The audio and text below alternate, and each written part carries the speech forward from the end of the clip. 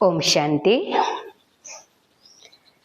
આજની આપણી જે વાર્તા છે એ છે એક રાજા અને કઠિયારાની। એક દિવસ એક નગરના રાજા, એમનો જન્મ દિવસ હતો, તો રાજાએ મનથી નક્કી કર્યું કે આજે જ્યારે હું નગરની બહાર જઉં ત્યારે જે કોઈ વ્યક્તિ મને પહેલી મળે એ વ્યક્તિને મારે ખુશ કરવી છે। તો રાજા જ્યારે નગરની બહાર નીકળ્યા રથ લઈને, તો જેવા નગરની બહાર આવ્યા તો રાજાને એક કઠિયારો સામે મળ્યો। એ કઠિયારાનો ધંધો હતો કે લાકડાને સળગાવે, એમાંથી કોલસા બનાવે અને એ કોલસા પછી નગરની અંદર અલગ અલગ સ્થાનો પર વેચવા જાય। એમાં જે પૈસા આવે એમાં એના ઘરનું ગુજરાન ચાલે। હવે રાજાએ જોયું કે જેવા નગરની બહાર આવ્યા તો સૌથી પહેલો એમને કઠિયારો મળ્યો।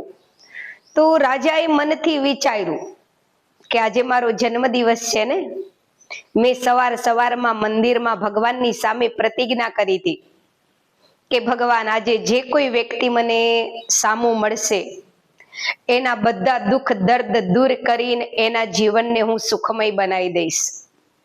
તો આ કઠિયારો સામો મળ્યો છે। તો કઠિયારાને પૂછ્યું કે ભાઈ, તારે જીવનમાં કોઈ તકલીફ છે, કોઈ દુઃખ છે તો મને બતાય। તો કઠિયારો કહે છે કે રાજાજી, આમ તો કોઈ તકલીફ નથી, કોઈ દુઃખ નથી, મારી રીતે મારો ધંધો સરસ ચાલે છે। જંગલમાંથી લાકડા કાપીને લાવશું, લાકડાના કોલસા બનાવી અને નગરની અંદર વેચું છું, એમાં જે પૈસા આવે એમાં શાંતિથી મારું સરસ ગુજરાન ચાલે છે। પણ ગુરુ રાજાજી, હવે ચિંતા મને એ થાય છે કે જંગલની અંદર જે નજીકના જે ઝાડ હતા ને બધા કપાઈ ગયા। હવે જંગલમાં બહુ દૂર દૂર જવું પડે છે, એ તકલીફ છે। તો રાજાએ મનથી વિચાર્યું કે આજે જે કોઈ વ્યક્તિ મને સામી મળે એની તકલીફ મારે દૂર કરવાની હતી। તો આ કઠિયારો મળ્યો છે તો એની તકલીફને દૂર કરવી છે મારે। તો કઠિયારાને કીધું, ચિંતા ન કર, આજે મારો જન્મ દિવસ છે, એ નિમિત્તે હું તને નગરની અંદર એક ચંદનનો બગીચો છે, એ ચંદનનો બગીચો હું તને આજથી ગિફ્ટમાં આપું છું, મારા જન્મ દિવસ નિમિત્તે તને સોગાતમાં આપું છું। તો ચંદનનો બગીચો રાજા ગિફ્ટમાં સોગાતમાં આપે છે, એ જાણીને કઠિયારો તો બહુ ખુશ થઈ ગયો, આનંદનો પાર ન રહ્યો, કારણ કે એને ખબર હતી કે ચંદનનો બગીચો નગરમાં જ છે। એટલે કઠિયારાએ મનથી વિચાર્યું કે મારે નગરની બહાર જંગલમાં કેટલે દૂર દૂર જવું પડતું હતું ધંધાના હિસાબે, રાજા મને નગરની અંદર જ રિયેલો બગીચો આપે છે, એનો મતલબ કે મારે હવે બહુ કષ્ટ તકલીફ સહન કરવી પડશે નહીં। કઠિયારો ખુશ થઈ ગયો, રાજાની જય બોલાવા લાગ્યો। રાજાએ વિચાર્યું કે ચલો, આજે મેં જે સંકલ્પ કર્યો હતો, જે પહેલી મળે એ વ્યક્તિને ખુશ કરવાનો, એ સંકલ્પ મારો પૂરો થયો। તો રાજાએ પોતાના સ્ટેમ્પ ઉપર લખીને કઠિયારાને એ બગીચો ગિફ્ટમાં આપી દીધો, ચંદનના ઝાડનો, અને રાજા એના રસ્તે નીકળી ગયા, કઠિયારો એના રસ્તે નીકળી ગયો। બંને પોતપોતાના જીવનની અંદર સરસ શાંતિથી જીવન વ્યતીત કરતા હતા। અમુક વર્ષ પછી રાજાને યાદ આવ્યું કે ઘણા વર્ષ થઈ ગયા, કઠિયારાની સંભાળ નથી લીધી, લાવો આજે થોડો રાજ દરબારના કામો થોડા ઓછા છે, સમય મળ્યો છે તો ચંદનના બગીચામાં જઈ અને કઠિયારાને મળી આવું. તો રાજા જ્યારે રથ લઈ અને કઠિયારાને મળવા માટે નીકળે છે, ત્યારે રથમાં બેઠા બેઠા રાજા વિચારે છે કે એટલો મોટો ચંદનનો બગીચો મેં કઠિયારાને આપ્યો, તો કઠિયારો તો હવે બહુ ધનવાન મોટો શેઠ બની ગયો હશે, સુખેથી જીવન વ્યતીત કરતો હશે, સુંદર મહેલ બનાવી દીધો હશે અને સારી રીતે જીવન જીવતો હશે. આવું વિચારતા વિચારતા રાજા જતા હોય છે. કરતા કરતા ચંદનનો બગીચો આવ્યો એટલે રથવાને રથ ઊભો રાખ્યો. રાજા જેવા રથમાંથી ઉતરી અને ચંદનના બગીચામાં જાય છે, તો રાજા જોવે છે કે જે ચંદનનો બગીચો છે ત્યાં કોઈ બગીચામાં ચંદનના ઝાડ હોતા નથી. એટલે જ્યારે બગીચામાં એક પણ ચંદનનું ઝાડ નથી એ રાજાએ જોયું, તો રાજાને વિચારાયું કે આખો બગીચો ચંદનના વૃક્ષોથી ભરેલો હતો. એના બદલે બગીચાના એકાદી ખૂણામાં એક બે ઝાડ હતા ચંદનના. તો આ બધા ઝાડ ગયા ક્યાં?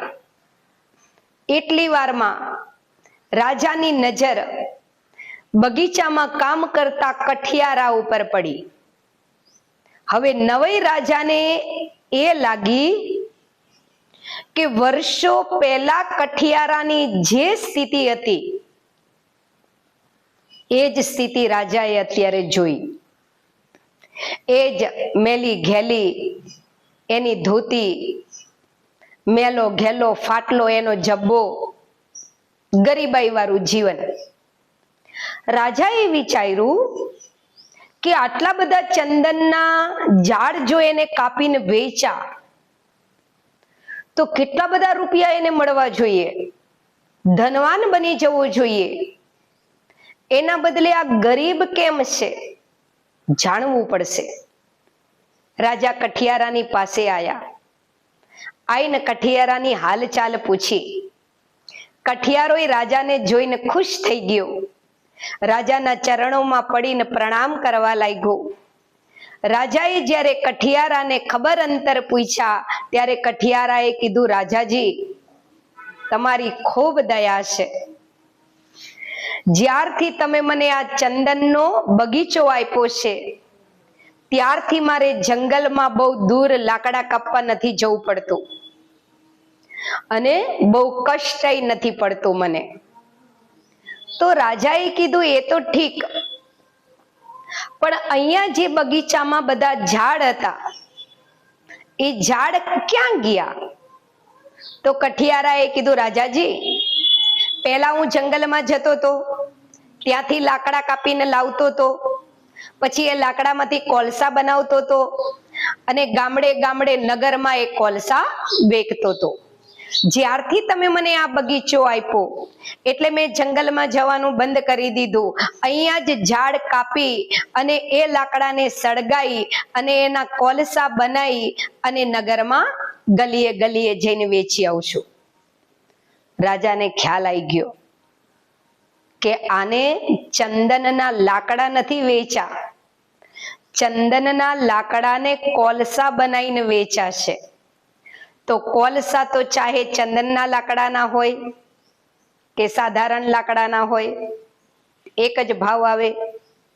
રાજા સમજી ગયા કે આને ચંદનનું મૂલ્ય નથી ખબર, એટલે આ બેવકૂફી કરી છે. રાજાએ કીધું કે અચ્છા, અત્યાર સુધી તે ઘણા બધા ઝાડ કાપ્યા, એના કોલસા બનાયા અને વેચ્યા, પણ આજે મારી એવી ઈચ્છા છે કે આ બગીચામાં જે આ એક બે ઝાડ છે એમાંના એક ઝાડની બે ત્રણ ડાળીઓ તું કાપ અને થોડા લાકડા ડાયરેક્ટ ભારી બાંધી અને નગરમાં વેચવા જા. કઠિયારો કે છે, જેવો હુકમ રાજાજી.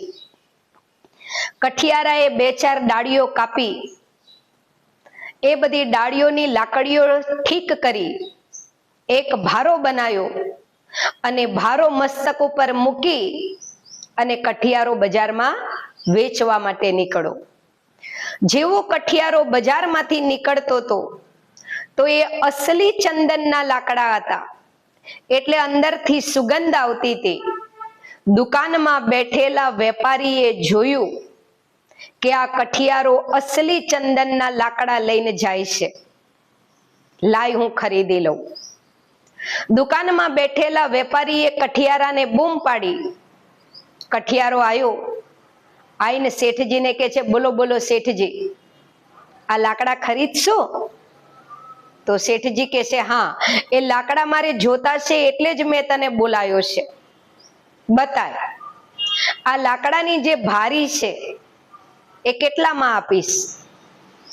તો કઠિયારાએ વિચાર્યું કે આજ દી સુધી મેં કોલસા વેચ્યા છે એટલે મને કોલસાની કિંમત ખબર છે, પણ મેં કોઈ દિવસ લાકડા ડાયરેક્ટ નથી વેચ્યા, એટલે લાકડાની કેટલી બજારમાં કિંમત આવે એ બહુ ખ્યાલ નથી.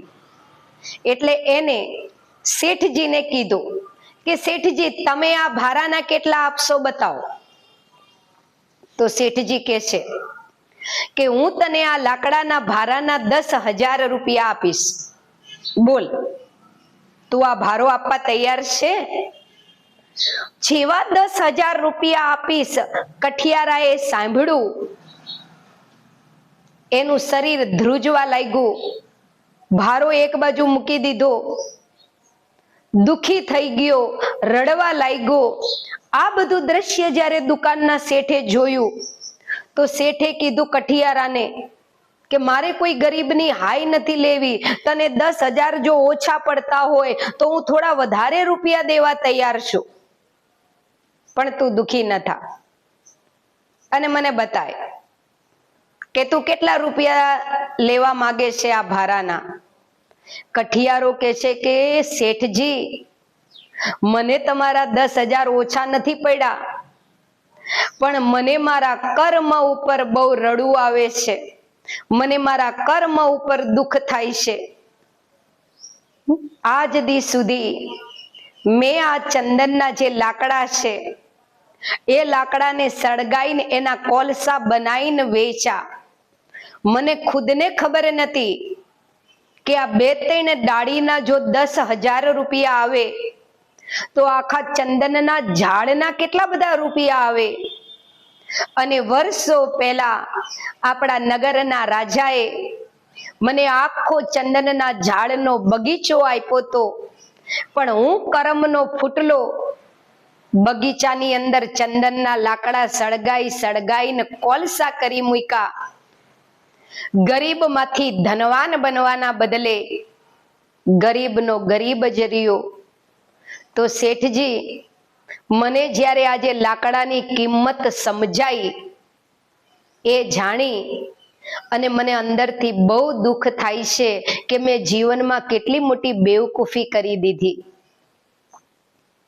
એવી જ રીતે આ વાર્તા ઉપરથી આપણે સાર એ સમજવાનો છે કે જેમ કઠિયારાને ખબર નથી કે ચંદનના ઝાડની શું કિંમત છે, એટલે એને ચંદનના ઝાડ કાપીને સળગાઈને કોલસા કરી દીધા.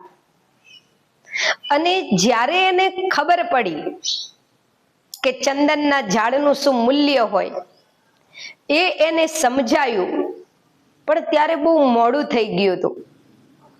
આખો બગીચો ખાલી થઈ ગયો હતો, ખાલી 1-2 ઝાડ ખૂણામાં ઉભા હતા. એનાથી હવે એ ધનવાન બની શકે એમ નતો, ખાલી થોડું જીવન સુખી ગુજરાન કરી શકે એમ હતો. એમ દરેક મનુષ્યની પણ કઠિયારા જેવી જ ગતિ છે.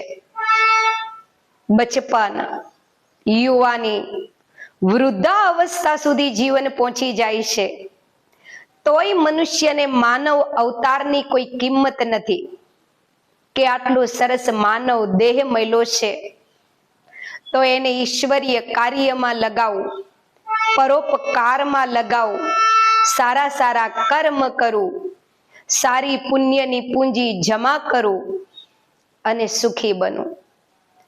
મનુષ્યને કિંમત જીવનની સમજાય છે, પણ ક્યારે સમજાય છે?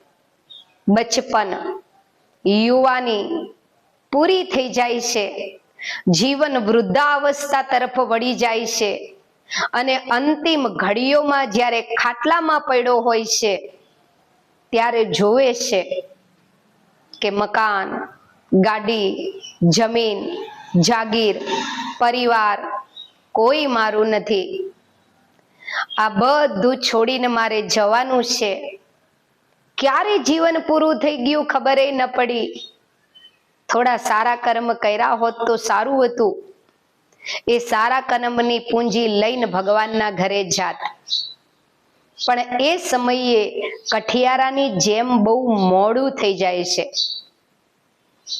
તો જીવન પછી પરિવર્તન કરી શકાતું નથી.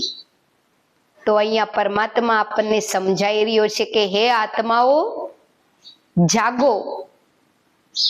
ચંદનના બગીચા જેવું સુંદર અમૂલ્ય જીવન મળ્યું છે. એ જીવનને પ્રભુ કાર્યમાં લગાવો અને અનેક જન્મની પૂંજી જમા કરો. ઓમ શાંતિ.